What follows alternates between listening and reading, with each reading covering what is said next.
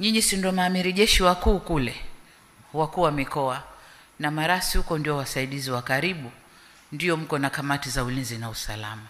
Nyinyi ndio maamiri jeshi wakuu kule. Jukumu la kuhakikisha eneo lako liko salama, na hilo nawashukuru kama nyinyi au kamati za ulinzi kule, lakini nawashukuru Tanzania tuko salama. Kwa hiyo kazi inafanyika vizuri. Lakini tunapozungumza usalama, ni usalama wa aina zote.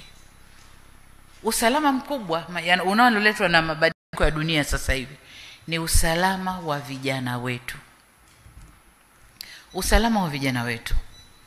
Kuna miradi mingi inapata pesa nyingi huko chini, na ukiangalia yote mengi inajielekeza kwenye eneo la afya, mazingira kidogo, wanaingia kwenye maeneo ambayo watawapata vijana wetu na watuharibie. Sasa simamieni hiyo miradi, kuweni na jicho uzuri huko chini. Miradi inayokuja kwako lengo lake ni nini? Inafanya nini?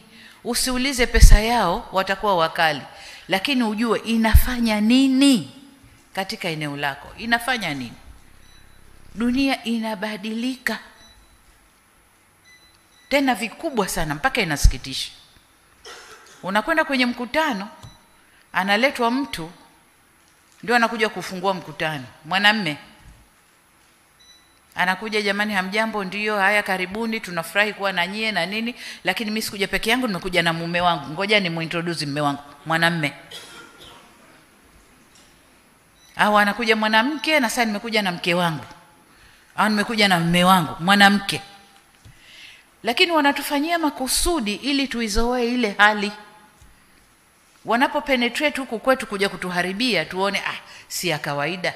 Ndugu zangu, si ya kawaida. Nye wote hapa waumini, madhehebu moja au nyingine, dini moja au nyingine, wote waumini. Haya mambo yanakatazwa kwenye vitabu vyetu. Lakini Waafrika tuna utamaduni wetu. Kwa hiyo kazi yenu ni kulinda vijana wetu, kustick kwenye tamaduni zetu. Tamaduni za nje zisituharibie. Lakini usalama wa pili ni kuhakikisha kwamba watu wana chakula cha kutosha. Panapokuwa na chakula cha kutosha, kawaida hakuna vurugu.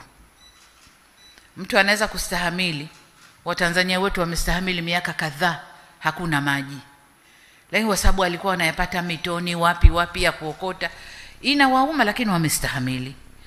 Panapokosekana chakula, hakuna stahamala.